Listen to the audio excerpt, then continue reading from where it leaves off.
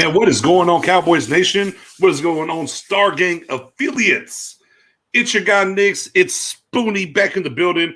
I know we've been a little hiatus for a couple of weeks, a little downtime, a little time for us to decompress a little bit and kind of swim and navigate these waters with some of these topics that are going on within Cowboys Nation as we're headed to Oxnard coming up next month, which next month begins here in just a couple of days. Super excited. Spoon, how you doing, brother? I'm doing good, man. You know, I'm excited. We are almost near July 21st. I can't wait. It's been a minute. Listen, a lot of questions will be answered from a lot of questions that we had during the off season. So I just can't wait for that. Indeed, man. This is going to be a really fun show. I always love doing these kind of shows right here because we're going to let y'all take us where we need to go. We got some things that we want to talk about personally. On the same token, man, we're going to open up for y'all. We want a bunch of questions and kind of just have a good group tank thinking session here about these Cowboys and what's been going on and some of the news that's been leaking out as we're heading into camp. What's going on? My boy Toss is in the building. What's going on, sir? Mr. AKA Run the Damn Ball in the building. My guy Dominic, Dominic, I know, man, he hit me on Twitter. He was like, man, where y'all at? When are y'all coming back? I mean, I was like, hey, we're coming, man. Just give us a little bit of time. Just give us a little bit of time, man. We had to decompress a little bit. I got a comment on Tyson's shirt. That was some old. My uncle. You know what? I have to get two. I'm getting one from me and one from my uncle because my uncle always calls me on Sunday. He be like, "Yo, run the damn ball. Why did you have to run your line?" And it's funny because when Tyson put on that shirt, I saw it on the page. I was like, "Yo, I gotta get me that. I gotta cop that shirt." So, no, Tyson, yes, and he said, make sure you send him his address, Spoon. I got you. Send you the address. But with that being said, man, give it a like, give it a share. Everybody that's rocking with us, we're actually on Periscope if you're on Twitter now, let it be known. Your guy, Nix, _in between. You can actually catch the show live on Periscope. Now, we still get your comments up and everything. We're switching to a new format now. Obviously, we got everybody from Facebook. We got everybody from YouTube. If you're not been to YouTube yet, let me get these shameless plugs out the way before we get to the meat and the potatoes. Star Gang Podcast, spaces in between. Man, go hit that sub and that like button. As my guy J Tuck says, somewhere down there. So get the likes up, get the shares up. Let's get some Cowboys Nation in here. And let's rock out and talk about some Cowboys football, if you will. With that being said, Spoon, one thing for me that kind of hitting everything. My guy Sim's in the building is and I don't like it. I'm telling you right now, I don't like it. I don't like it at all, Spoon. I don't like it. I am not a fan of year 2 CeeDee Lamb heading into camp and basically being the full-time punt returner. There's no need for it. You have other guys that can do it. I don't like it. I just, I don't like using the word hate, but boy, it's pretty close. It's pretty close to hate. There's I don't understand the reason. Like we've seen this before with different coaches, right? Like Dez did it his rookie year. Right. Then you got Dez up out of there and not doing it anymore. I get it. CeeDee Lamb's rookie year. You're trying to find maybe some touches for him. That's fine. Hey, man, you drafted Simi. Don't send me back there. Jordan Lewis. How about Tony Pollard? You're trying to find ways to get Tony Pollard the ball more. Let him return punts. I need CeeDee Lamb up off the punt return ASAP. Yeah, that's my thoughts on it. Spoon, how do you feel about CeeDee Lamb getting back over there? I hate it. Listen, I only liked I understand it was rookie season last year when he did it, but after that, I was like, well, you have Tony the Tiger Pollard, Memphis, who that was a specialty. Return kicks, whether it's punt, whether it's kickoff. He was actually a real beast at it. And again, he helped his teams out a whole lot. He broke records off doing it. That was the one. That's the reason why I'm like, why is he not doing it full time? A guy like CeeDee Lamb should be doing it only for emergencies, but we need a big play for at least one drive to score and win the game in the last minute.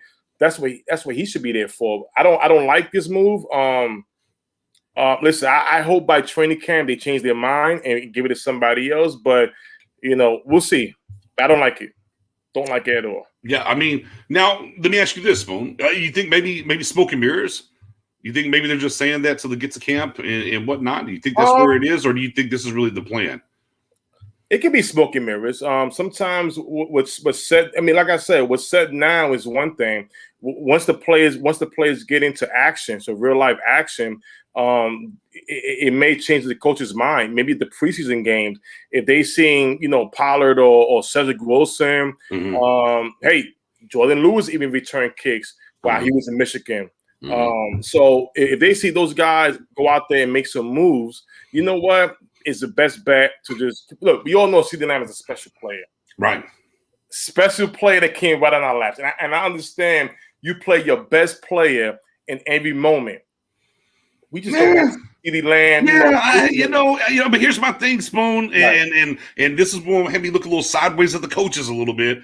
We can go back to last year. What did CeeDee Lamb on punt return really do for us? Nothing, really. I mean, it just didn't really seem to simmer, or it didn't really seem to work out well. I think, honestly, I'll be honest with you, I think they're full-heartedly on this. I think they're all the way in. I really do. I think this is what they want.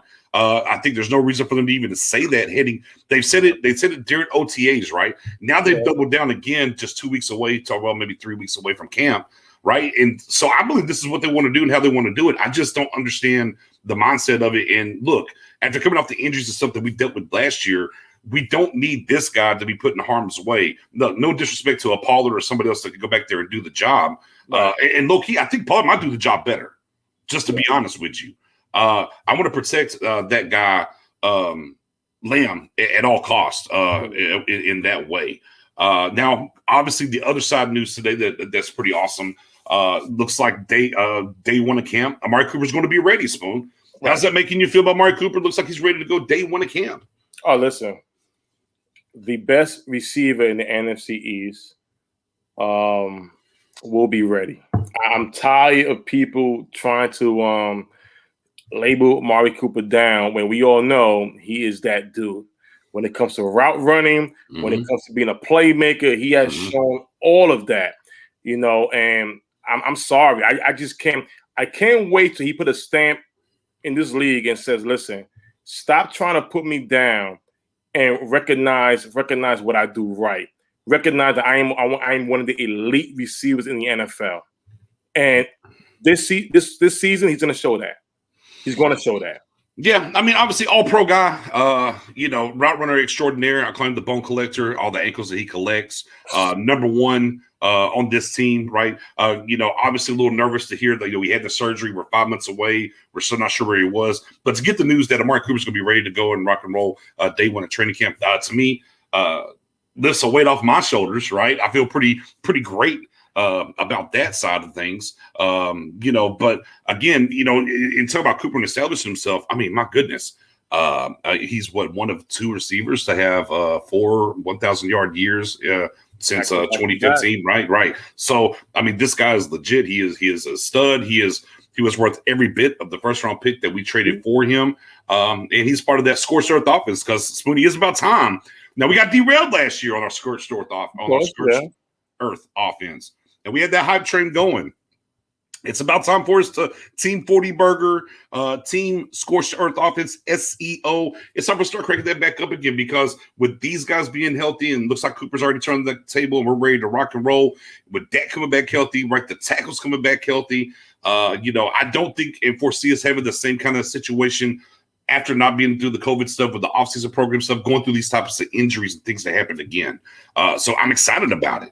I'm excited, Spoon. Oh, listen. When you get the news, everybody's healthy pretty much. It's the one thing to get to training camp. But the most important thing is when you're healthy and with the change of culture, it's going to be a great combination going into the season. And that's what we didn't have last year. We still had that old culture before Mike McCarthy came. We still had that here, and plus we had injuries. I think this year we're gonna have full healthy squad. We're gonna have the change of culture. That's where now we put everything together and just go out there and produce. And I think they are gonna produce. I think they're gonna show that they are a top 5 offense. We all know the question mark of the defense, but that's gonna come along. Yeah, I mean, look, and I've said this before in shows leading up to where we are now this offseason. This offense is a Super Bowl offense. Those are facts. Those are the brass tacks, if you will. This is a Super Bowl offense. Can we get the defense far enough to come along for the ride? Another thing too that kind of came out, just different little things that I heard and thought was awesome. And guys, y'all got questions, by all means, throw them up there. We're just having a good old roundtable talk here tonight, guys. Is that whenever a particular guy on the offensive line talks, Tyron Smith, you listen. And Tyron Smith had a nice little snippet, if you will, of words for the one and only Tyler Badaz, aka the Badass. Right. Said, "Man, you would think he's been here 4 years already." Right. Whoa, boy, that makes my ears perk up, Simone. When you got that guy saying, "Oh man," you would think, look, and he didn't even start all last year, right? He didn't start all last year. He's coming in as the starter this year, in his sophomore season, and you got a guy like Tyron Smith saying, "Man, you would think this guy's been in the league 4 years starting." I think it says a lot. Listen, I wouldn't put it past me if it's Wisconsin alumni brother Travis Frederick. Gave him a lot of conversation during the offseason, because we all know Travis Frederick. He retired from he retired from the NFL due to his personal illness. Mm-hmm. But we all know that Tyler Biadasz is basically the same alumni in Wisconsin, and I know he was calling him, telling him, "Listen, the do's and don'ts. Take over that leadership role." Mm-hmm. And the one thing, and I know a lot of Cowboys fans in this comment right here is going to go to training camp. Spoonie just want one thing. Okay. I just want a video or a picture. Just one thing. Okay. Of the offensive line walking out together. Yeah. To me, because here's the thing. When I went to training camp, BJ, and Travis started that. Even though Tyron Smith was there before him, mm-hmm. he started that. They will come out together with some rock and roll music. Listen, I don't care if I didn't like the music, or I don't understand, I don't know it.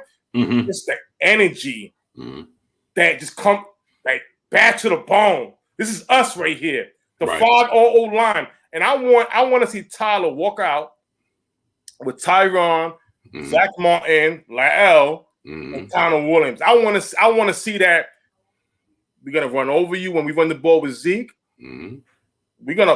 Dak's gonna have all fucking day. Excuse me. Dak's gonna have all day to throw that rock. Yeah, and I want to see that. Yeah, I mean, it's right now, as I always call it, Spoon. Well, we're in the honeymoon season. Yeah, well, this is the honeymoon season for the Cowboys Nation, 100%. And man, we can reach for the stars. Well, we can dream and look at everything, because everyone's 100% as much as they can be, and we're getting into things. And I mean, something to feel good about this offensive line, and knowing that we talked about Tyler a lot for our long-time listeners. Yeah. We talked about him a lot heading up to the draft last year. That's we got him, different things about him. So to hear that cosign from Tyron, because I mean, you can say something about a guy, right? And it's fluff to a certain extent, but the kind of things and the way that he talks about Tyler, it was either today or yesterday, man, went a long ways. And I was like, man, okay, this kid's got it. We're strong in that realm. Now, one thing I was worried about before heading into camp is, we still haven't really addressed the backup center. I was thinking maybe a Joe Looney lurking, not been signed. Maybe you bring him in here. He can kind of plug and play if need be. Now, obviously, we drafted the kid from Nebraska who's kind of played a little bit of all of that. Later, right, but 7th round. So we got to wait and see what he has and what he can do. But still a little concerned with Tyler. Had a little beat up coming into the league. Hopefully he's healthy, but that backup is it McGovern? I don't think Connor McGovern really did a whole lot of center work in college, but we got to wait and see how that pans out. I think my guy Jock actually said something about that too up here, if I'm not mistaken. Yeah, boom. Boom, yeah, center. Big facts. Big facts. We turn it over here. Oh, here we go. Mendoza, I knew it. Go Hawks. We got I hate the Bucks, by the way. And of course, America needs Hawks versus Suns. I'll sign me up for that. I'll take a Hawks and Suns finals. Cowboys, a little basketball off the rails here a little bit, but yeah, I'll take a Hawks and Suns finals. I'm going to be honest. It'll be a fun ride.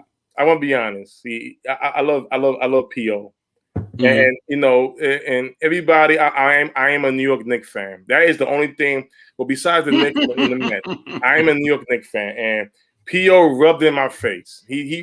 PO rubbed it in my face. But I'll say this: Trae Young, boy, he is showing some things, and you know what? I would love to see the Suns and the Hawks in the finals. Why? You got Booker and Trae Young, who has stepped up tremendously And it's not a. Hey, I definitely get behind this. America needs a Cowboys versus Dolphins Super Bowl. I'll get behind that too. Cowboys versus anybody. I get behind that all day. But I'll take a Dolphins. I got some Dolphin friends. That'll be a lot of fun for sure. I got one Dolphin. No, I got two Dolphins. Yeah, I got a couple that I grew up with. So I would definitely wouldn't be mad at that. We got Sam says this has been a real good playoffs with some new blood. Yeah, man. A little changing of the guard in the NBA. And, speaking of changing of the guard in the NBA, man, we're starting to get a little changing of the guard at this old quarterback position in the NFL as well, right? I mean, Drew Brees is up out of here. I mean, even Tom Brady said it's coming to a close on the shop. Aaron Rodgers and what's going on over there. So, yeah, man, the new young guns are also kind of taking it in. Oh, no. Matt Owen over here. Dak versus Winston in the Super Bowl. That would be very intriguing. But yeah, man, we got a big Big Ben's about to be on up out of here as well, as Matt Owen just said. So definitely a changing of the guard, right? We got a bunch of new guys in this year. Right. On top of these other guys that have in their 5 years and under, and them coming into their own. So it's exciting times whenever the league, goes through these little flips and dips, and you get to see where these quarterbacks are going to go and what they're doing. And man, how good is the field Cowboys Nation to understand that you got one of those young guys that's paid, well-dressed, and ready to rock. And when you got a starting quarterback that's the top 5 starting quarterback in the league, man, you got an opportunity every single game. And that's what's exciting about Dak Prescott coming back this season. Yes. Not only with this complement of wide receivers, plus, the offensive line healthy for now. But let's talk about Zeke a little bit. It's been a while. We really talked about Zeke. Man. Now, granted, let me full disclaimer here.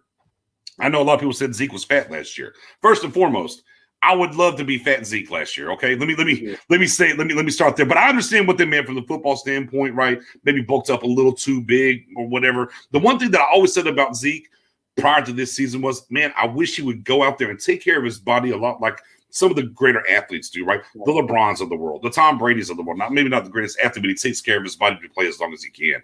They spend the money. Russell Wilson does it as well. And this year, it looks like he's really went out there, done that. He's gotten him a dietitian. He's working the right ways. And, I think Zeke's going to have a huge year this season. Oh, I really do. Without a doubt. Last year was bad. Yes, he put the ball on the ground a lot. He tried to do too much. Everybody tried to do a little too much last year. I ain't worried about it. I'm telling you, Zeke's going to be a monster this year. I'm telling you. Spoon. Yeah, he's going to be. But see, my issue is that a lot of folks was judging Zeke through yards and stats. And again, yards and numbers don't tell the whole game. You got to watch the whole game to understand what's going on sometimes. And the thing is that, again, there's no starting quarterback. The offensive line was shuffling every week without the starters being there. So it's definitely it was very bad.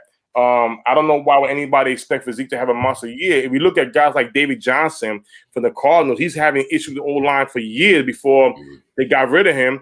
That's a pure example of how a player can be that year if he's not surrounded with the guy he's supposed to have there.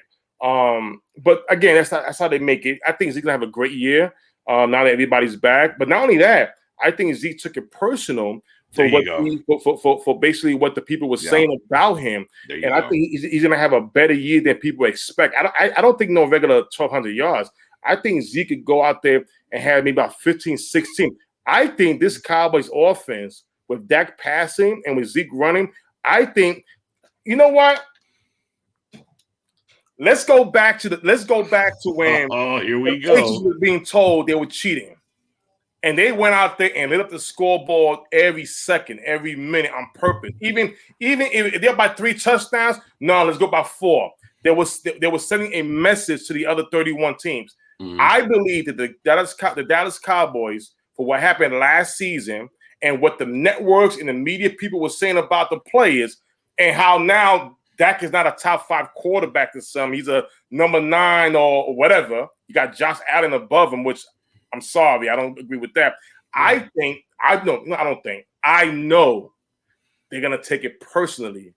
And I think they have. Yeah, I'm with you. I think they already have. I think some of the comments that we heard from OTs and the minicamp, I think they have. I think defensively and offensively, I think they're taking it very personally. Yeah. And look, ain't nothing better than sometimes when you're pissed off in the right way, it motivates you. I think the thing going back to Zeke and what we're talking about when it comes to Zeke, and we're seeing the trim and the work and stuff. Sometimes a great athlete needs a push. Maybe you got a little lazy. And I hate to say lazy. It's not like this guy wasn't working out, right? This is like an Eddie Lacy situation where he just ate himself out the league or anything of that ilk. But it's like, hold on, y'all really think I'm not the man no more? And it puts a little something extra in the old tank, if you will. Right. So yeah, man, I think for sure, Zeke is on deck to have a huge year with the way this thing is set up, because you got to pick your poison, right? And I think a lot of people are going to come into this thing, right, and they're going to come in and say, "Oh man, we ain't second no boxing. Look, Dak's here, Coop, all this stuff's going on, right? You're not going to see that many in the boxing. Dak's going to be like, oh, word? Well, watch this. Kill, whatever, boom. And there goes Zeke for 5, 10, 15, right? And so on and so forth. So, yeah, I think I'm very excited. Look, obviously, I'm excited to see Dak back. I'm very excited to see CeeDee Lamb in his second year. Hopefully, finally, the Blake Jarwin train takes off, right? It's been derailed a couple times. Hopefully, this year it finally takes off. But I'll be honest with you, outside of all of that, man, I'm super excited to see what Zeke does this season. I really, really am. Mm-hmm. Listen, I tell you one thing, BJ. The way Zeke's been training this offseason, I read, and he looks very shifty. I know it's just working out, X, Y, and Z, but he looks very, very shifty. Looked like he lost some weight, and stuff like that. So I really do think he's gonna take it right to them. The one thing you always want to do is to improve your game is look back on what you did wrong. But on top of that, when you hear the bad comments and the negative thoughts about you, like comments like they should just trade Zeke now because of its contract X, Y, and Z, you basically devalue him. And I know as a player, if you're watching the segment, which they players do, they watch. You know what? I'm making notes. They writing names down. They're taking names. And I believe that this season they're gonna go out there to really do the damn thing and really go to work and really just go explode. D-Town with the question says, or a little bit of a comment says, I'm thinking the Giants and Washington football team could be better than expected this year. Who will be our biggest foe out of the NFC East this season? So let's say those two teams for a second, right? So the Giants definitely added offensive weapons to help Daniel Jones possibly get over the hump. Right. Then we already know that the Washington football team had a stout defense, added some more pieces to that, and they brought in a stopgap in Fitzmagic. Right. Again, the key where I think that we have the advantage is quarterback, right? Because our quarterback's better than those two quarterbacks. Ryan Fitzpatrick, he'll get hot. Oh, don't get me wrong, he'll get hot. And he'll also get hot, give you the ball, and give you that candy though too. I'll be honest, man. Washington won it last year. No one's won this division in back-to-back years since sometime 05-ish or something like that. It's been a long, long time. So maybe it's the Giants, maybe Judd and what's going on there, what he's got going on. But I mean, man, I don't know, that defense in Ron Rivera, the old ball coach. Worries me. I mean, definitely between those two, I think for me, I'm going to take Washington. I'm going to take Washington as the main competitor for the Cowboys. What about you, Spoon? No, I have the Giants. Yeah, the Giants. I don't have Washington only because to me, they're going to be one of those teams that you have a very good defense, but because not being so aggressive at quarterback, which is a big need in this league today, it's going to hurt them. And when contracts happen and stuff like that, now you're going to get the quarterback, but you're going to lose core players of your defense, and that's going to be the issue. So they're wasting time because you only got 3 more years with this type of defense you have. If not, it's done. When it comes to the Giants, I think they have more playmakers to score points. I think with the addition of Galladay, of course they have Shepard, they have Ross. I forgot the young man who stepped up big time for them last year. Tyrese something, forgot his name. But they got Barkley there. I think they're gonna be more of a threat to score points. And the key thing, they hire one of the LSU offensive play coaches, a coach with Garrett. Now I'm thinking where somebody to really work with Garrett, because we all know Garrett's old school offense is kind of like we know what he's running. So they want to get more explosive. And I think with Danny Dimes at quarterback and his athleticism, where he can run out that pocket, I think it will make him another dual threat. So I think the Giants, in my opinion, got the edge over Washington, just for my pick. Yeah, but we agree he's not the Eagles. Yeah. I mean, Eagles got a lot of stuff going on. Sometimes but you know what though? Sometimes that is scary though, because you're the unknown. Okay, it hurts. Joe Flacco's kind of been popping off a little bit. I mean, what are they really going to do? They've added some weapons and this new coach. What's going on? So I mean, you can't just when it gets to this division, man, sometimes you just don't know. Yeah, it's like my guy Marvel said, the Washington football team got swept last year by the Giants. I mean, yeah, that was last year though. I don't think they'll get swept again this year, but time will tell and see. I think for sure, we have the best offense in the division. We got to find out where our defense is. Right. And something, that we've been talking about in our groups for the past couple of days. Jay Tuck actually did a show on it. I think it was yesterday. Matt O and whatnot, we were just kind of commenting. And the big thing that I said in the group was, we're talking about where does this defense need to be? And my thing was, I only care about points per game and turnover margin. That's what I care about. Mm-hmm. Those are the two golden tickets for me. Right. The yards, whatever, but are you putting points on the board and are we taking the ball away? Right. And to me, those are the two biggest things as we're heading into camp, as we shift away from this offense and kind of talk about this defense some tonight, is that can you get stops or can you get turnovers? Mm-hmm. And can you keep the points off the board? Don't let them get a touchdown every time they're in the red zone, right? Right. And if we can get that somewhere, that, man, I'll tell you what, if we get to around that plus 10 mark in turnovers, plus 10, plus 11, plus 12, and the turnover margin, man, I'm telling you, I get pretty excited, Right. And then, of course, if this defense is able to, if we just hold to 20 and under, can you do that for me? Can we average 20 and under points? Right. I get pretty excited about that as well, too. Spoon, what about you, though? I mean, you were in the conversation part of that as well.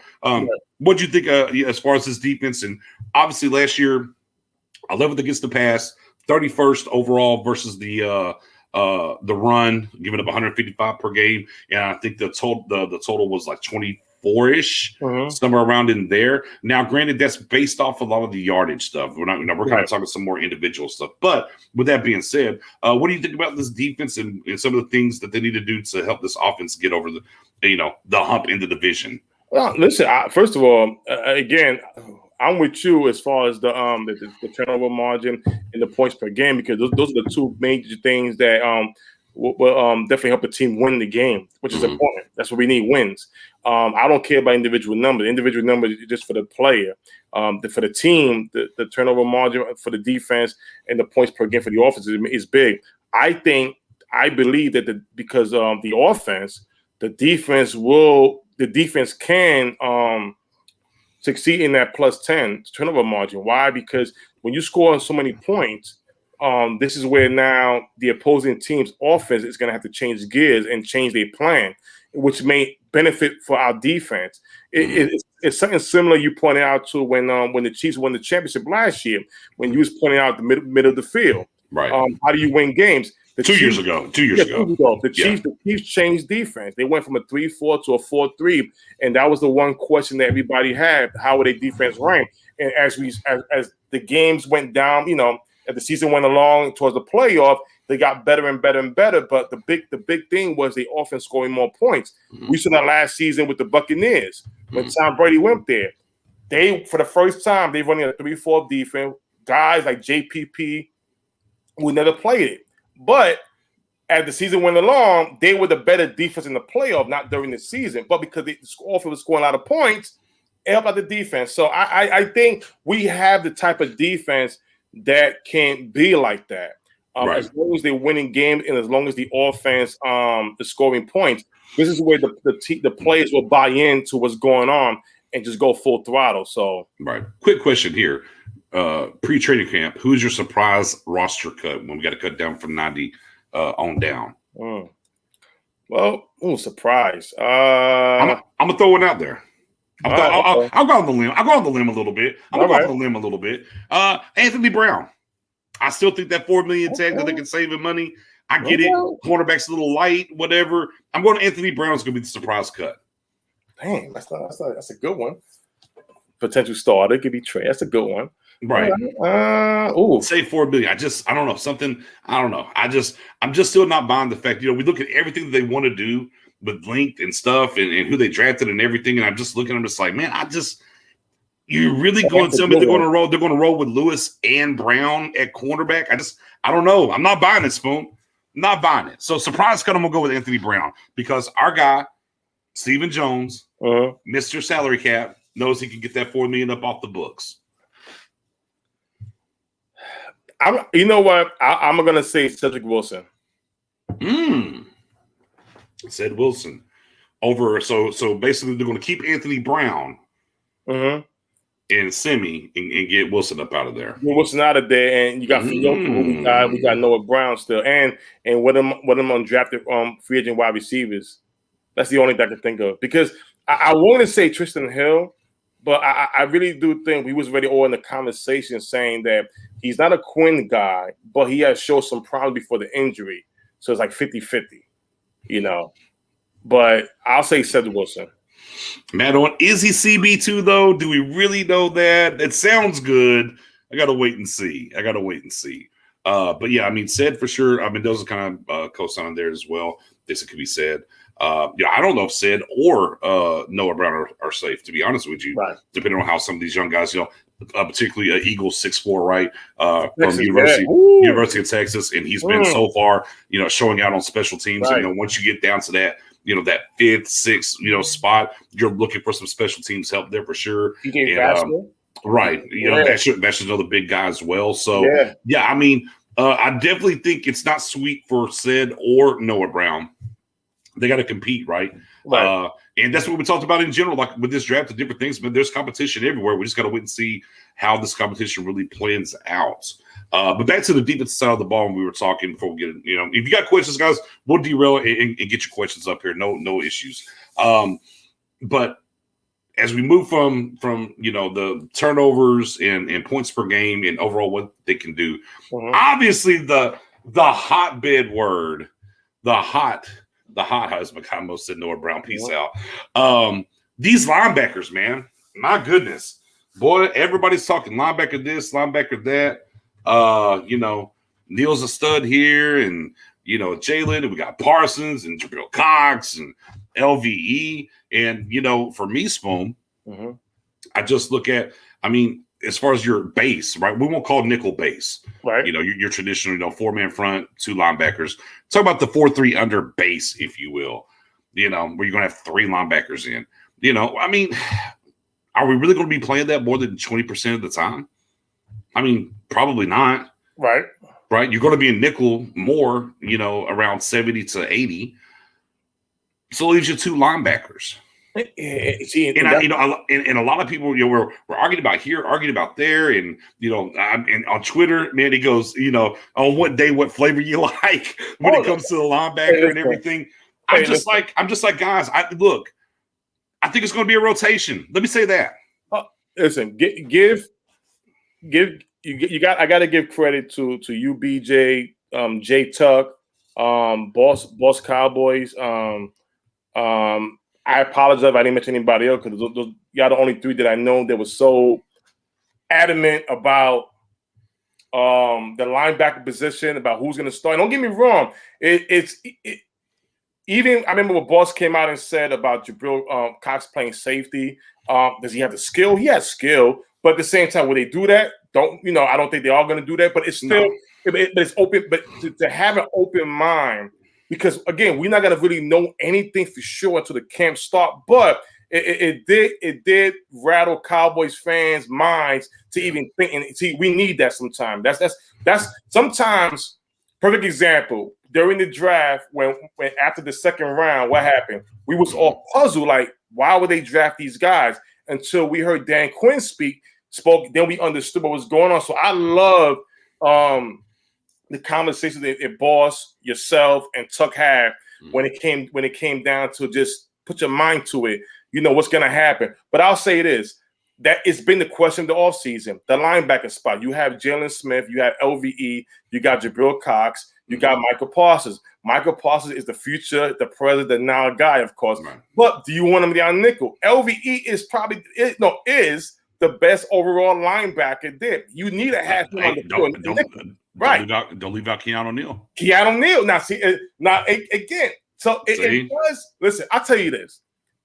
Cowboys Nation is so quick to want to trade this guy. I'm like, hell no. Don't trade him. Use him for the advantage. Right? You got some depth there finally, like last year. Great linebacker depth. And that's the great thing about this. We have some great depth that we can do whatever we want to do. And as long as the players buy into it and they understand their roles, oh my God. We could be listen. And this ready to again. Well, so I'm gonna go back to the original question, right? Or the original thought here, right? So, are we going to play more 3 linebackers on the field than say 20% of the game? No, I'm with you. I think they're gonna rotate, especially when we play nickel. I see 2 linebackers on the field, but it's gonna be LVE. I think it'll be a mix of LVE and Keanu Neal. I think so too. LVE and Parsons. I'll be honest, and let me just go ahead and say this now. And look, and I do agree. Jabril Cox getting in here. I had him as a mid to late second round pick, and he is a great cover linebacker. And I would like for them to be creative, as I called him. Kind of use him as Weapon X. If you get to like some 3-3-5 stuff, right? 3 defensive linemen, 3 linebacker nickel type looks. It let him maybe just take on like tight ends and whatnot, let him go guard them. I'd be for that. But I'll be honest, I think, man, barring injury, Jabril Cox is going to be great depth. Oh, hell yeah. He's gonna help. He's gonna help you. He's gonna be on special teams, and that's where he's gonna be at. Some things will definitely have to happen for him to get and look on this team. They should find a way probably to get creative to help get him out there on the field for some packages. Right. I don't think they're going to do it though. Is where I'm at. I just don't think they're going to do it because we're arguing. Look, take Jabril Cox out of it for a second. Right. So you still got Jalen, right? Parsons, LVE, Neal, 4 guys for basically 2 positions. Right. So I mean, and you got to rotate that. And then the next thing that we'll be looking at and talking about, let 2 or 3 games go by and these snap counts start coming out. And all of a sudden, Jalen Smith's playing about 25-30% of the snaps. How do you think that's going to play? How do you think that's going to go over and how those things are going to move around and whatnot? So, again, the linebacker position is wildly intriguing. Intriguing, right? Because you have 2 first-rounders, right? And technically, I guess Neal was drafted. I got to look. I forgot. I feel like Neal was drafted in the first round as a safety, but he's playing linebacker now. But you got Parsons and you got LVE. Then you have Jalen, who you took because of the injury, right? Right. However, he would have been a first-round top, probably 5 pick without the injury. So you have a culmination of a lot of talent there at linebacker. There's only 2 spots for the majority of the games. So watching and how that spins and what happens is very intriguing. In which, as I analyze this and think about it more, I'll get back to Jabril Cox of, hey, man, we'll see you next year, Cox. I just, look, barring injuries, I just don't think we're going to see a lot of Cox on the field this year. I don't think they're going to get creative. That's good. That's a good thing. It's a good thing, in my opinion. Why? What was the one thing? What was Cox's weakness when he played before he transferred over to LSU and North Dakota State for 3 years? I mean, he's not the greatest tackler. There you go. And he's not the greatest tackler. Right. So how do you get better tackling? Special teams. That's how you get better at tackling, special teams. So him being special teams, listen, coverage wise, let me tell you something. I think Cox is going to be the real deal. And like you pointed out before the draft, BJ, when you were saying how the NFL is going to a new he's that future era where he's probably the first linebacker, probably the main one to know how to cover like that. That's why I love the conversation between Boss, yourself, Jay Tuck, again, OC, P. If I left anybody out, I apologize. But that was a great talk of the offseason because you got to have an open mind when these guys get drafted and when you want to figure out what the Cowboys want to do. You got to be a detective. In order to be a detective, you got to put your, some crazy puzzle stuff. And it was great. But I believe that Jabril Cox is going to be that stud. But don't rush him out there. Bring him up slowly. Let him be that special team ace. Tackling is important because you got to tackle in this league. If you don't tackle in this league, 2 yards can turn into a touchdown. That fast. Yeah, and for me, and again, I would like for them to get to a sub package with him. Not a safety, but linebacker. Right, Cover some tight ends and do some different things. I would love that. I just don't think they're going to. I don't think they're going to get creative enough. I think they're going to look at what they have in front of him, and it's going to take an injury or two in those front four guys in front of him for him to get an opportunity this year. But that's okay because, like you said, Neil's gone next year, right? Okay, LVE no fifth-year option, so technically this is the last year of his deal. Jalen could be expendable if you want to move on from him next year. And now you can sit there. Well, you got Parsons, you got Cox in year two, ready to hit the ground running, right? But again, I think very, very intriguing for this training camp to see these linebackers and who's getting the snaps in what sets, how they're rotating it, and moving forward. Because we went from, my goodness, we had Sean Lee and LVE out, and we're like, oh my God, our linebackers are terrible. To now, to a certain extent, in the honeymoon season here, hey, looks like we got some pretty good depth. No, we have some pretty good depth at linebacker. Listen, we have great depth. The only way I want to get, the only way that I would trade a guy, if it's a game, another starter in another position, which I've come to the time right now that I like what we have. There's no need to make any major trades, except at safety if it's beneficiary. But that's about it. I think we are set right there. But listen, the linebacker that we have, don't get rid of it, because the one thing that we always had was injury with Sean Lee. Once Sean Lee went down, the whole thing just went away. We got pretty much at least 4 linebackers that can really start. Right. And look, last year we were talking about, man, can Luke Gifford give us something, or can Francis Bernard give us something, as the injuries were mounting, and we just never saw anything on that side. So we're talking about basically 4 to 5 guys before we even get to those guys. Just let you know how much we've added to the depth department. And obviously, then the biggest thing is the big 3, right? Neil, you got the big 2, but then you added Neil, Cox, and Parsons to that mix. Right. So definitely intrigued to see how they're able to use these guys and how they employ them. Do we see some bare fronts? I mean, just some different things in general and what they can do. Now, the other hot button topic of the day that I kind of saw going around, I think maybe a little bit yesterday as well. You can only re-sign one. All right. You only re-sign one during the season. You only do one. We got one offensive guy, one defensive guy. Are you re-signing the wide receiver extraordinaire, Michael Gallup, or are you going to re-sign Mr. 94, Randy Gregory?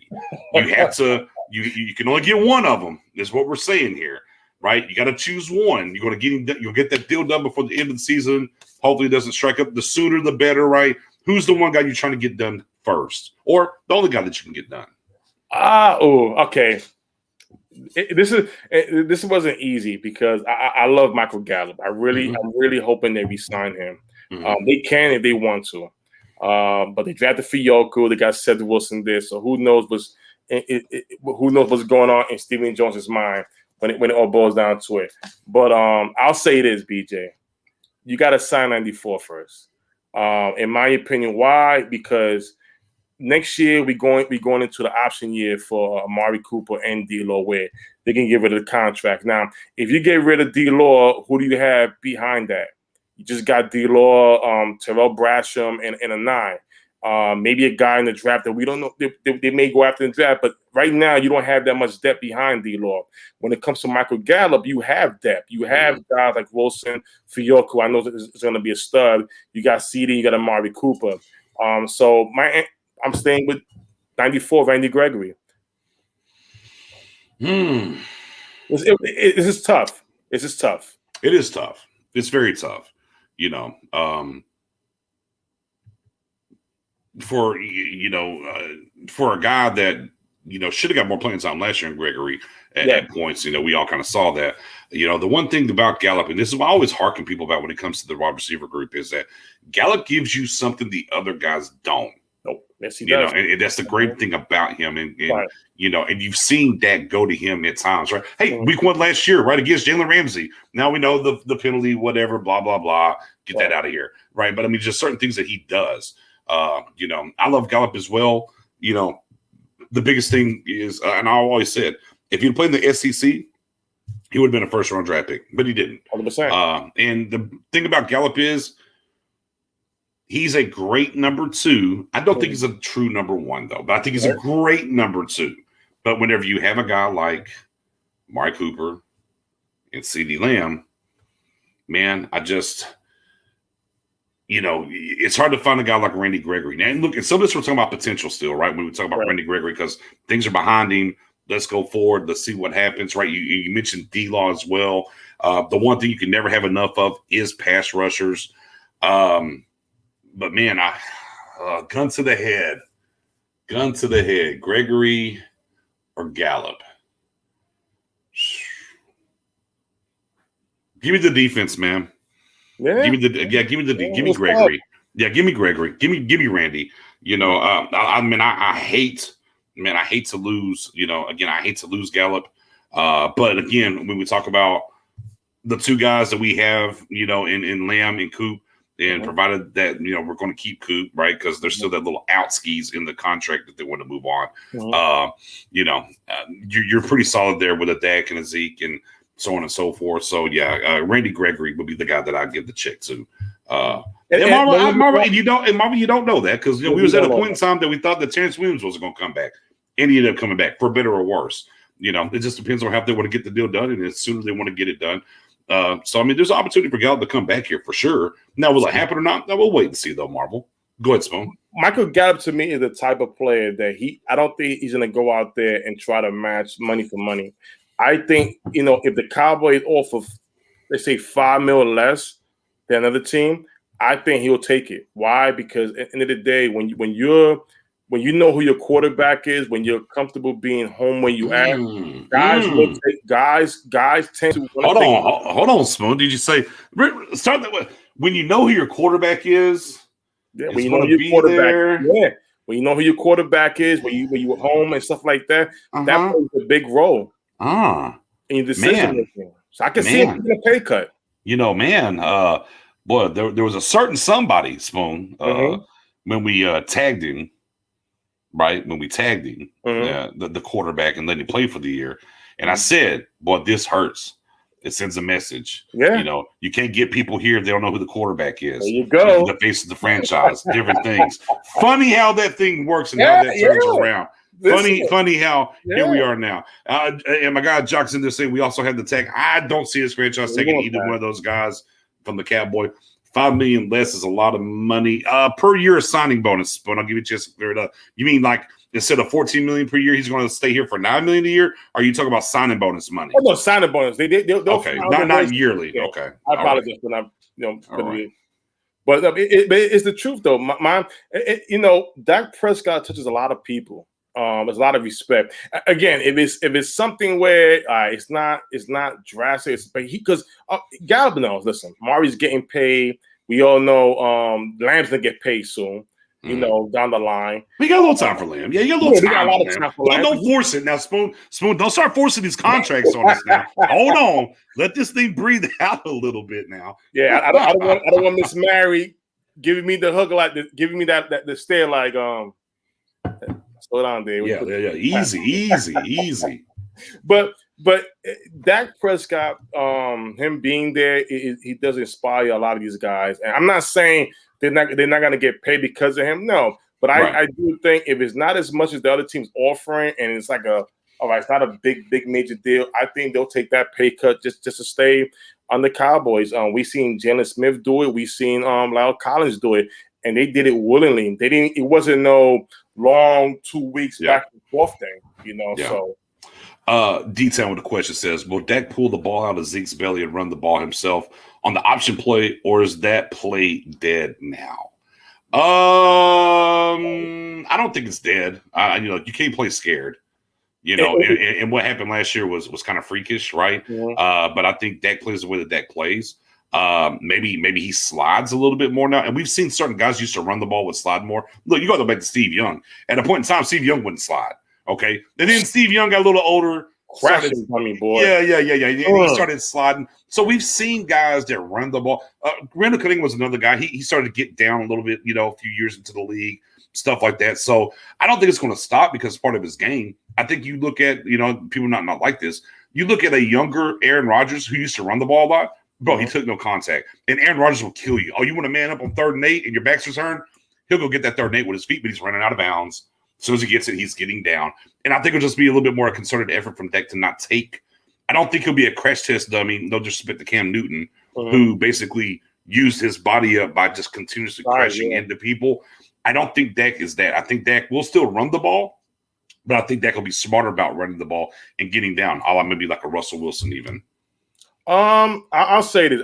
It will be. I think midfield, long field. I think it is done. I just think at the end zone. For the end fair. zone, there you go. Zone, fair. It'll be utilized. Yeah, fair. I think situationally. How about that? Yeah, there you go. If you gotta have it, Dak's probably going to go. If you gotta have it. If it's not, I gotta have it moment, Dak's going to get as much as he can, get down and get to the next play. Right. I think that's pretty much where it would be at. Rika with a good point here, saying that the front office stood by 94 and didn't give up on him. Right. Jerry Jones said he's an ugly baby, but he's our baby. Yeah. So yeah, I mean, you do make a good point there for sure on that. Queen's in the middle. What's going on, Queens? I say, guys, I'm back. Still hot. Yeah, that was a beautiful framed Roy Williams that I saw you post. That was an awesome signed and nice and framed well too. What's going on? What's going on, Mill? Thank you for tuning in. So back to the defense though. Right. Dak situational is what we're talking about. We just had a guy with our guy D-Town with the question. Dak running the ball still. Think that's still going to happen. Just more smart with the ball, with the body. But back to the defense. So now, and of course, and I said I think Anthony Brown might be my surprise cut. Right. And as Matt O said, oh man, from CB number 2 to being cut, I just don't know if he's CB number 2. This is one of the other things that's very intriguing about this training camp coming up, Spoon. Because we really we got a little bit of info here and there, right? But I mean, Boss Man Fat's out here, he unfortunately, you know what? I'm not gonna call him that no more. I'm through calling him Boss Man Fat. Actually, I'm gonna rewind that. I'm not gonna call him that now. Kelvin Joseph. I'm not gonna call him Boss Man Fat no more. I'm just not gonna do that. Kelvin Joseph, he had COVID, had some situations there. Obviously, on top of that, got the contract signed, got a new music single out, shot the video and everything. We got to wait and see what he does in camp to see where he's going to be, because I know the Cowboys want him to walk through and be CB2. Right. That's where I'm at. Now, no Sean Wright. Well, the Cowboys, let me prelude that. The Cowboys scouts want that. We've heard a lot of great news about Mr. Wright, right? So far. Sean Wright playing well in the OTAs, playing well in the mini camps, getting interceptions, different things. The coaches wouldn't mind him being the guy, because that's who the coaches wanted. And I think that's a very intriguing thing that we're setting up here. I'm not really worried about Anthony Brown because he's not the coach's guy. When they got to the second round pick 44, scouts won in the draft room. They got Kelvin Joseph. Right. Everybody knows that we, quote unquote, reached for Nashawn Wright in the third round. Mm-hmm. And the scouts wanted Jabril Cox, right? It's out there. It's information. You can go find it. I can link it if you need me to. But the coaches pounded the table, wanted him in the third round. Much easier to sell to fans, well, this third round pick beat out this second round pick for a position. Then once you get to fourth, fifth, sixth rounds being out the number 44 overall, different things of that. So I think that's a very interesting dynamic as we get to camp when we're talking about these cornerbacks, of that Kelvin Joseph was more of a scouts guy, and Nashawn Wright has the stamp of the coaches in the third round. It is their guy. So I'm looking to see how that plans out. And neither one of those guys have anything to do with Anthony Brown, which saves us $4 million. So, and we still got Jordan Lewis to play the slot, who got the same contract that Brown got not too long ago to play the slot even. No, listen, I love the stuff that was coming out about Nashawn Wright. That was one of the guys that Quinn drafted early. Then people thought that he should have been drafted, and he's going out there working, and that's how you slow down the critics. You let your work do the talking for you. But as far as Kelvin Joseph, aka Bossman Fat, here's the thing what I love about him, and I know that we've myself, UBJ, J Tuck, I don't know if anybody else, but he has interacted when it comes to Twitter, regular statements, whatever, who answer you, who hear your tweets with regular fam. Now, what I get out of that, he's a very real person, realistic. He's not one of those types where, we got to play the game, don't answer the fans. No, he's that realistic type. And I think with the media, they see a weakness like that because they feel like he'll be the type to, all we got to do is get him pissed off and he'll give us what we want him to give us. I think that's why they mess with him a lot. I compare him to like Des Bryant when he first came out. Des Bryant is one of those vocal guys that he will tell you how it is. And that's what we see out of Kelvin Joseph. But I think Kelvin Joseph is going to be a stud on this defense. I really think he's going to really be that guy that is going to let's address this. Sammo's in the building, says enough with the Nation Wright talk. And then he bounced back with Wright is going to get torched in the NFL. Let's be clear. It's speculation. Nobody knows. You could be absolutely 1,000,000% right, Sam. You could be right. You absolutely could. But what we have to look at, right, and what we have to take into consideration is the coaches wanted him. Got the coach's stamp. He has an extra leg up in the competition because he has the stamp, and that's what's going on. Again, I'm with you on this point, Sam. I mean, look, it's rookie OTAs. It's a little mini camp. We're in shells at best, even at that. We're 7-on-7. I understand that. But he is playing well enough so far, and we're going to see that. And look, we'll find out come camp for sure. But to sit here and talk about and act like he's not in the mix of what's going on would be foolish. There's a reason they wanted him in the third round over Jabril Cox. They just looked up and got Jabril Cox as well. But we have to keep it. I mean, we got to keep it funky, though, man. His head is definitely in the ring at cornerback. And if he continues the work that he was doing at the OTAs in the minicamp through training camp, he's going to make some noise because the coaches want him to make some noise. I'm sure a lot of people thought that Richard Sherman, when he got drafted, was going to be terrible too. Right. So we can't say that yet, Sam, but we can read the tea leaves of what's going on between the war room and how these guys got picked to understand what we're looking at when it comes to the competition, man. And my guy Marvel said, Boss Man Fat forever. I ain't got no hate for Boss Man Fat. I ain't got no hate for him. I just want to call him Kelvin Joseph from now on. That's all. Mr. Joseph, if you will. Rod says, y'all think Boss Man Fat is falling into the question that people had before the draft? I just think that the media knows the media's job is to get stories. That's their jobs. And at the end of the day, they're going to target players who are vocal, even with the dumbest question, just to provoke the player to speak. Bossman is a realistic player. He'll tell you like it is. You could see that. But at the end of the day, he's not doing anything wrong. He was out because of COVID. I mean, we are still in the Stephen King movie here, right? Yeah, but for better or worse, and I have a saying, guys, it comes with a check. You have to understand where you are and what's going on. You have to be very aware of your surroundings. Right. And nothing that he's doing is bad. And I've been on record and I've said before, look, he wants to go shoot a video and be in the studio. To me, it's much better than being in some random club or strip club or, anything else. I really have no problems with that whatsoever. But if he was drafted in Minnesota, it wouldn't matter. Right. But he's in Dallas and it hits different. And how Cowboys Nation responds and different things. Like for me, I don't think it's much to do about nothing. Training camp will tell me everything I need to know, right? That's where I'm at with it. But as far as Rotsad's question here, I mean, there's going to be some people who's going to take that and run with it because he did a rap album and he's dropping some money. And, he was in a Christian Dior wrapped Lambo or a Ferrari. I forgot which one it was. So, people are going to look at that, and granted, he only played 15 games in college. I mean, those are facts. He only played 15 games in college. So, I mean, again, if you look, as long as he's worried about football and taking care of his business on the field, I could care less what he does off the field. Well, first of all, I mean, look, if everybody knew what the guys from the 90s were doing, like Michael Irvin and them off the field, they wouldn't have been in Dallas, okay? So my man's rapping. Let him do what he does, man. Listen, I tell you this, BJ. First of all, I mean, they could either Google that or buy the Dallas Cowboy book. I think it's on my shelf somewhere, but that book right there. Matter of fact, hold up a second. Excuse me. Hold up a second. Let me show the book. Man, Sam, you're not wrong. That we just talked about that. If you wasn't here earlier, man, get you a chance to run this back. Man, we talked about the linebackers when we got to the defense.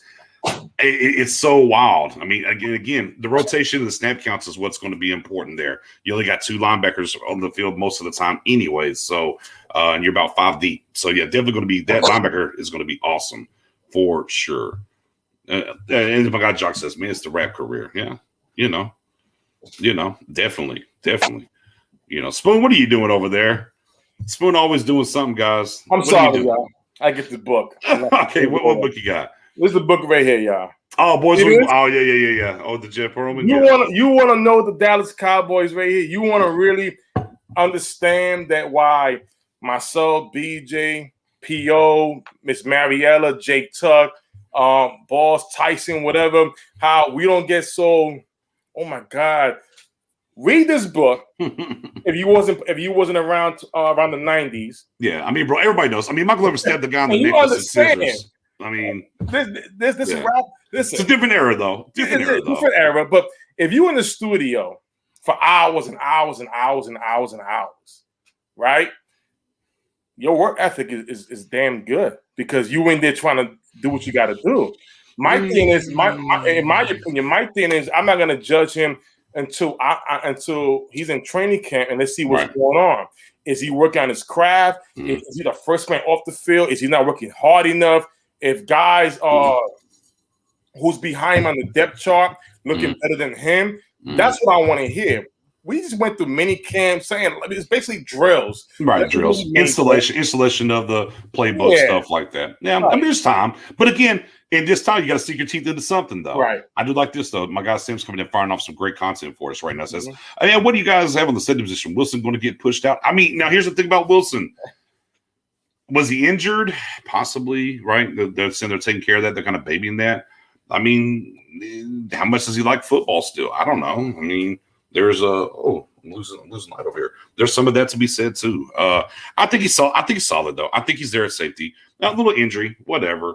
I think it'll be fine. And then you got KZ at free safety, and then we'll let the rest of the chips kind of fall where they are. I mean, obviously, with the linebacker position, if you have to break the glass on Keanu O'Neal, I mean, that's always something available there to you if you can do it, even though he's bulked up to play linebacker. Curse can come in and play spot duty as well.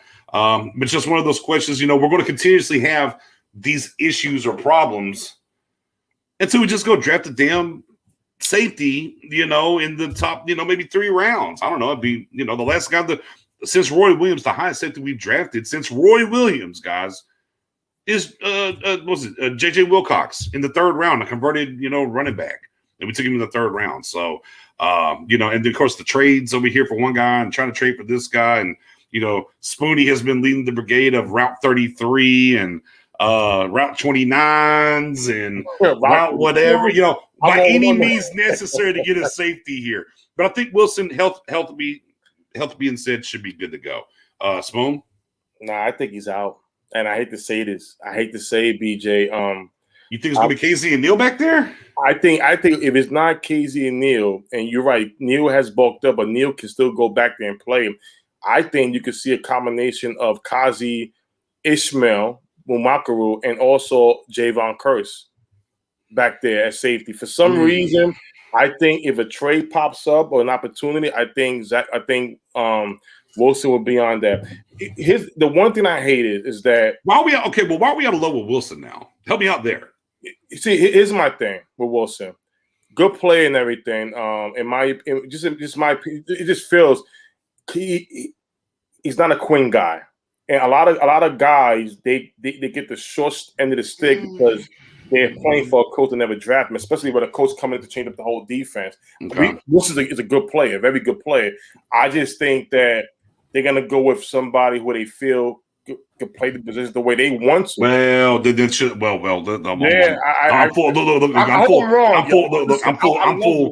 I'm full breaking right there because if that's their mindset, I'm wrong. Fair, I'm saying, but if that's the mindset of the coaching staff, then they completely screwed the pooch of this draft to free agency because you didn't get nobody. I'm sorry, I'm just not buying anything else. And see, my thing is, Donovan Wilson not be able to play. Even when Garrett had what's his name out number 38, he was out. He gets to play last year. Wilson, even when they started Darian Thompson over Wilson, until he played bad. You know what? Let's go with Wilson. He only played 10 games, but in those 10 games, once he got in, right? I mean, once he got in, he showed improved. I mean, right. I get it. It's not he made an a impact big sample, but I just can't see it, guys. I'll come back. Look, I'll come back and eat crow on this. I will come back and eat crow on this. If Wilson's not the opening day strong safety, your guy Nix will come back on here and be like, all right, guys, pass me the crow. There's nobody better on the roster, in my opinion, for him to play safety. I get it. It was a small sample last year. Obviously, this is a different coaching staff, but I look at all the moves that they did. Like, somewhere down the line, they would have to do something to help this situation, because I just don't think it's going to be KZ and Curse. And look, Neal's bulked up too much, because I know early on we're like, well, you got Neal just in case. I think Neal's bulked up too much to go back to safety at this point now. Right. I think now it could be more of a rotational thing. Now we might talk into that, but I just I don't like that either. Yeah, well, I mean, hey, it's a rotational league though. Yeah, I know, right? I know. I don't like. I just don't see no way where Donovan Wilson's not a big part of this secondary safety I hope group. he is. If not, they better have some serious answers, because I'm not relying on the 7th round pick Izzy out of South Carolina, like a converted cornerback to safety. Right. I'm not buying that. I'm definitely not buying Thompson again. Curse. I mean, what are you going to do? You go kick Curse over the strong safety? Okay. Now we're getting back to this. See, when you start talking like that, now I can hear Boss in my head. See, Jabril Cox, put him at safety. I'm like, no, that's not what I want to do here. But KZ and Wilson for me are the starters, though, man. And again, when it comes to Wilson, Wilson deserves a shot to start. But again, it's a new defensive coordinator, and I'm really hoping that Quinn goes, no, I want him to start. I like what I saw him. But a lot of times they go with the guy that they brought in, or the guy they drafted. They want to see that guy first. Right. We didn't draft nobody. Yeah, they really didn't. We didn't draft nobody. That was our fault. That was our problem. Right. We were so pissed off during the draft. Like, bruh, like, word, like, no, just going to cancel Christmas on safety again. I hate it here. I really next do. year we draft one officially. Well, your guy up there in Seattle ain't signed yet. Listen, I'm sure. I'm sorry, Cowboys Nation. I brought up Jamal Adams. I'm sorry. he hasn't signed yet, and his partner wants the same contract. So they got to pick and choose who to give it to, either Jamal or Condra Diggs. And there's another guy, a hashtag Route 33 in with the LA Chargers that I know they will make either Mendoza or Jay Chuck very, very happy. Yeah. If he put a star on his helmet. This comments about him. And there's another safety, little peeping, named Jesse Bates out of the Bengals. About a new contract, and they're talking about not re-signing him. Well, see, but there's your problem, though. They all want contracts, and boy, we just know Steven ain't trying to give up no contract. Therein lies the issue. We need a guy with some length on that contract first for us to go get him. I will say this, and I have to give credit to Mendoza here. And Mendoza, I'm gonna give you a promise, Mendoza. I'm gonna give you a promise. This right here, Spoonie's promise to you, because Mendoza has been very. The time when the Cowboys was doing bad, we pretty much gave it up. This is going to be a top 5 draft pick, whatever. Mendoza kept on saying to improve safety, get Kazi here. Watch for Kazi. Mendoza is a promise. If Kazi makes the Pro Bowl as safety, I am buying you a Kazi jersey. Oh, there it is. Boom. I'm gonna keep it real. Y'all know how I am about the safety position, and I slowed down. I'm buying into the Kazi thing. I just hope he's healthy, fully healthy. I know he got the Achilles injury last year. Yeah, we'll get. I'll tell you what. We'll get on the. And of course, him playing in the mini camps was a big sign of his health. Yeah. We'll get out of here on this question right here for tonight. Right, we got 2 players fans have talked about going to safety. Right, Kelvin Joseph and Jabril Cox. Which one do y'all think would project to be better there? All right, I got Kelvin Joseph. I do too. I mean, he came out of he was a recruit as a safety originally. So, yeah, man, I think for sure I'm with you there. I'm with Joseph over Cox. I think Cox is your starting linebacker with Parsons the next year any damn ways. Yeah. I don't want to mess with that. But Joseph, I think I could see the move possibly. Been screaming for a good safety. We know Steven doesn't value the safety, and Steven played safety, but the Cowboys invest next year. I mean, I'm not going to say yes. I'm not going to say yes because I thought for damn sure they were going to draft one this year, and they didn't. So, I mean, there's three studs right now. Ain't gonna happen. One, they go in the top 10, which I don't think we're going to be top 10. I think we're going to be towards the back, maybe way back, hopefully at the end, right? Mm-hmm. But no doubt Mendoza, no doubt. But you got, because Hamilton from Notre Dame, if anybody who watches college football, he's going to be the stud, the best. Well, think about next year. Well, Spoon, let's just stay right now. All right. You got a sleeper on this team right now that you like, undrafted free agent. Oh, yes. Bring him to the people. Number 25, Mr. Koyu. Yeah. Koyle. Boilermaker. Purdue Boilermaker. Yes, I believe Koyu right there. I believe in camp, he's going to show all out and hopefully be that guy.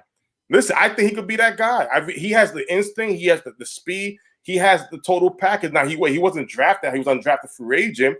But at the same time, he has what Quinn likes. He played the single high in Purdue, which Quinn likes. You know, he's going to implement in his defense here. End of the day, he fits. He's the only undrafted free agent safety they brought in. They didn't bring no other competition there. Of course, they have on the staff already. But I think he could I believe in preseason, if he shows enough impact on it, it's going to be a decision where they're going to let somebody go or whatever. This is why I'm kind of feeling I don't think Wilson is going to – I hope I'm wrong. I love Donovan Wilson. But watch the kid call you. I think Cole's going to do his thing. Fair enough there, Spoon. Fair enough.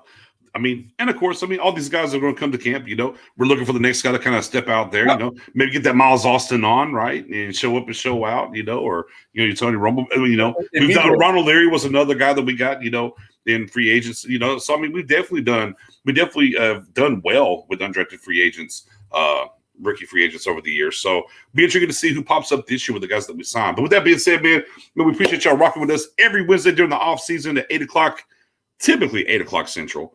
Tonight, 8:30, a little bit later. I mean, you can catch us right here over on Facebook, man. Star Gang is the name of the group. Star Gang is the name of the page. Man, go jump in the group, go like and follow the page. And, of course, on YouTube, Star Gang Podcast. Man, hit that sub, hit that notification bell. Man, we're trying to get to 1,000 on that front. Spoonie, your last word for the people before we get out of here, brother? Oh, listen, it was great to be back to talk some Cowboy football, everybody. We know it was pretty much a big gap. But this is going to be a start of a lot of great things to come for the season, and us getting together, us going back and forth with the fan base and us, and it's been a blessing ride. And listen, last year we suffered because we suffered with the team losing and the injuries, but I think this year, Cowboy fans are going to be excited. We're going to be back heavy, and you know what? Yeah, we'll be talking about playoffs and beyond.